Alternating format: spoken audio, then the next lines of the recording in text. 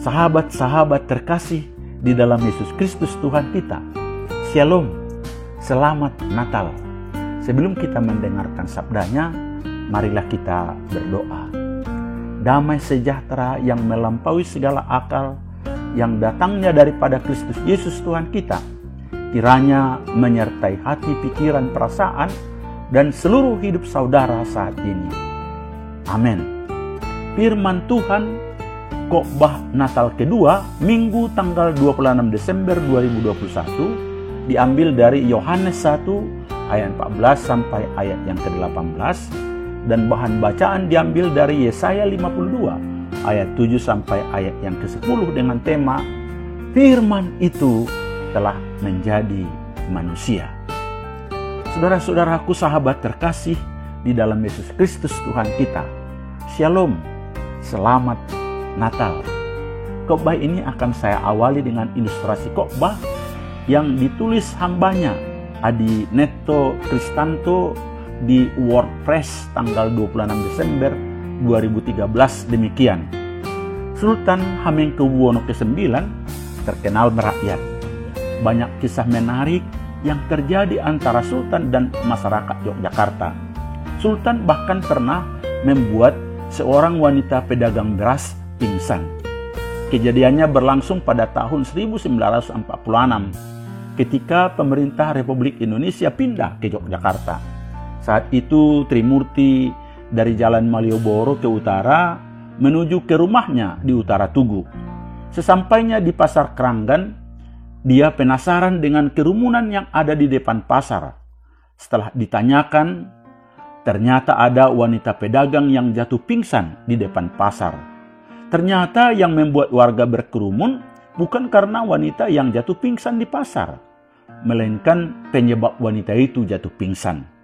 Ceritanya berawal ketika wanita pedagang beras ini memberhentikan jeep untuk menumpang ke Pasar Keranggan.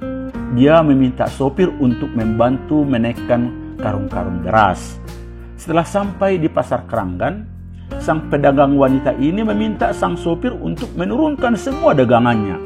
Setelah selesai dan bersikap untuk membayar jasa, dengan halus sang sopir menolak pemberian itu. Dengan nada emosi, wanita pedagang ini mengatakan kepada sang sopir, apakah uang yang diberikannya kurang? Tetapi tanpa berkata apapun, sang sopir kemudian pergi. Seusai kejadian ini, seorang polisi datang menghampiri dan bertanya kepada pedagang wanita ini. Apakah Mbak Yu tahu siapa sopir tadi? Tanya polisi. Sopir ya sopir, saya tidak perlu tahu namanya. Memang sopir satu ini agak aneh, jawab sang wanita dengan nada emosi.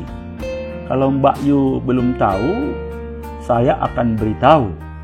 Sopir tadi adalah Sri Sultan Hamengkubuwono ke-9, Raja di Ngayogyakarta ini, jawab sang polisi. Wanita pedagang beras itu pingsan seketika setelah mengetahui supir yang dimarahinya adalah Sultan Hamengkubuwono ke-9. Pasti wanita itu mengalami perasaan kaget yang cetar membahana yang membuatnya kemudian pingsan. Saudaraku, ini adalah kisah seorang raja yang hadir dan menolong di tengah-tengah rakyatnya.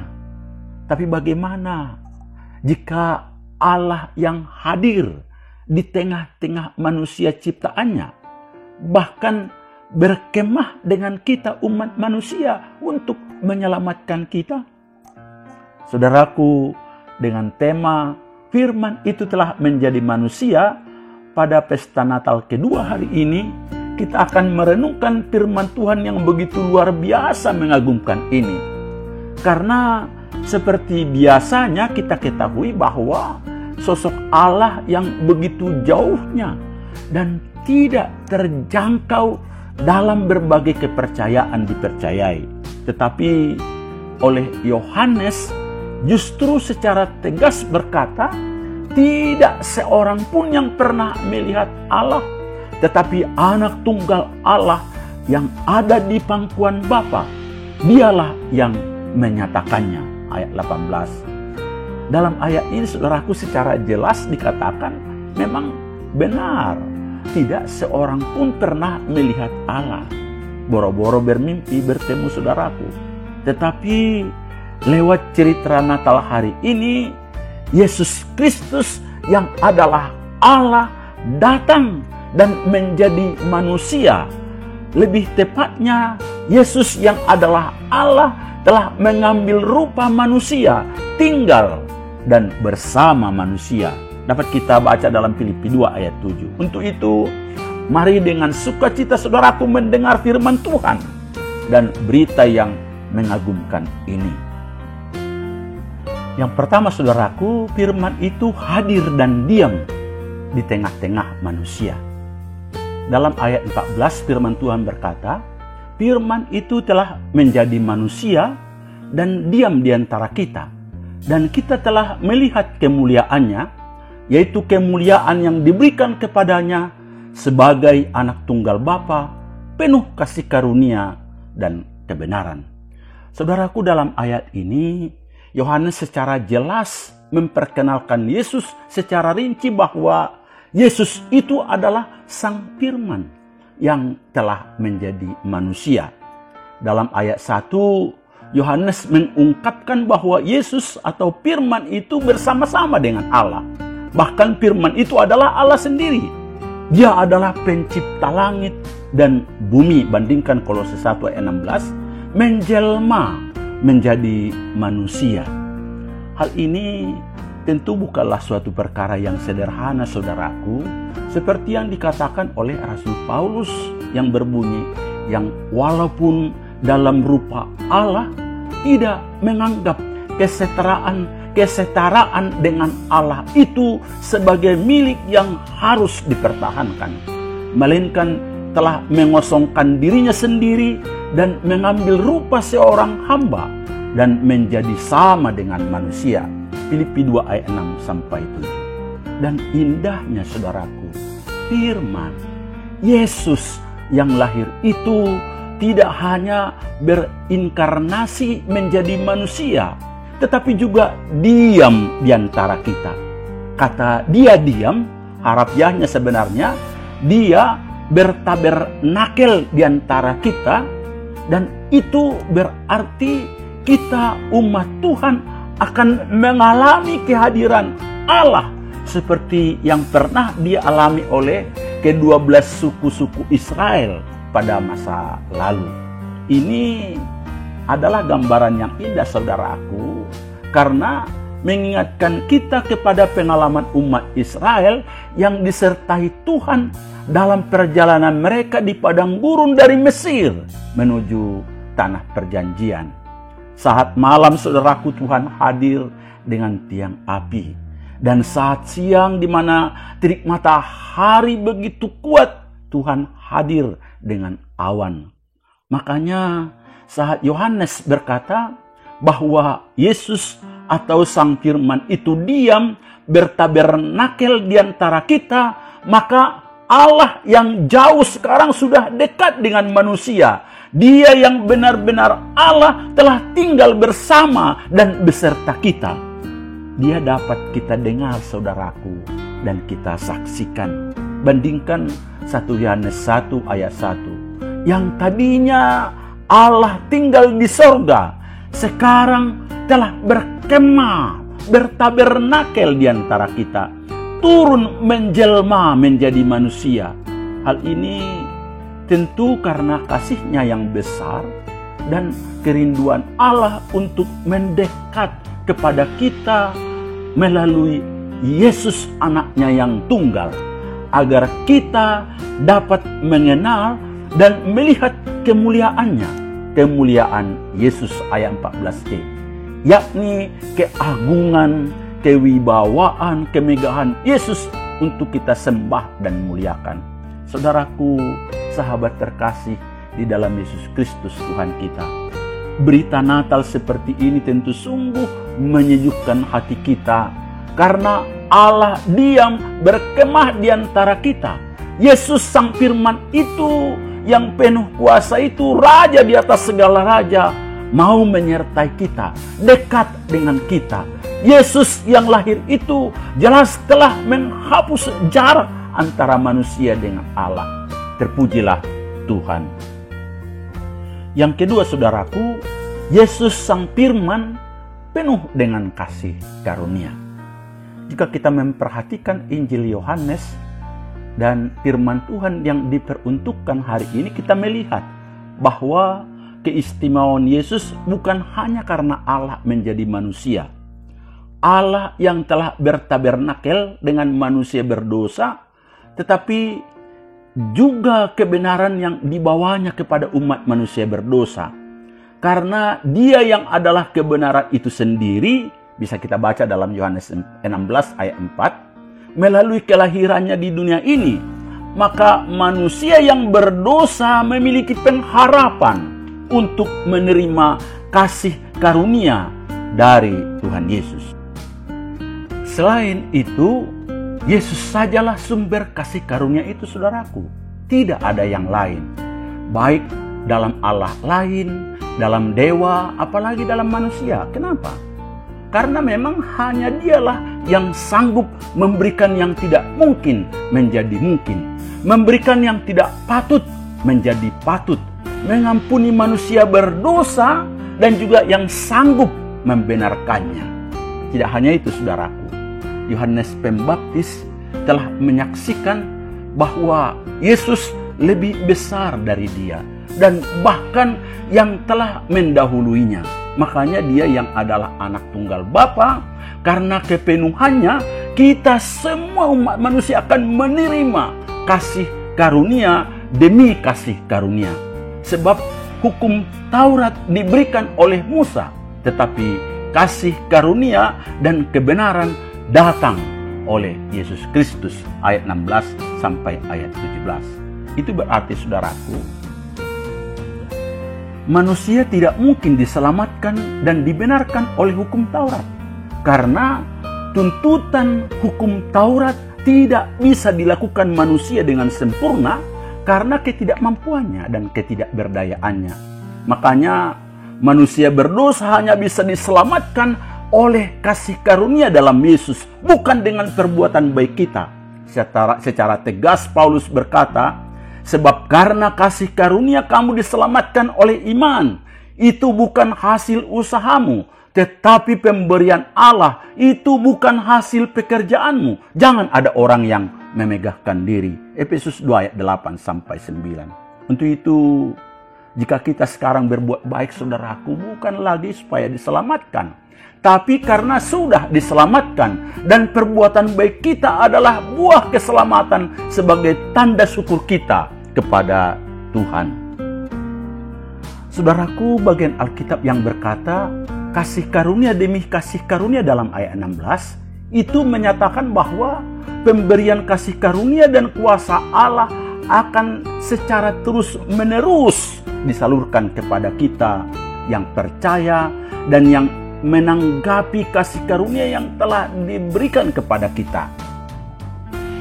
Selain itu, kasih karunia adalah merupakan kuasa, kehadiran, dan berkat Allah yang kita alami orang-orang yang menerima dan percaya kepada Yesus Kristus. Untuk itu, saudaraku, pada ibadah Natal kedua ini, mari kita sambut dengan iman, dengan sukacita akan kasih karunia Tuhan Yesus yang telah lahir dan berkemah di tengah-tengah kita. Tuhan Yesus telah datang dari sorga, dan Dia yang datang itu membawa kasih karunia demi kasih karunia. Kasih yang tidak berkesudahan, terus menerus tanpa syarat. Jangan pernah menyanyiakannya, agar kita memperoleh sesuatu yang sangat indah dalam hidup ini. Yang ketiga, saudaraku, melalui percaya kita dapat melihat kemuliaan Yesus Sang Firman itu.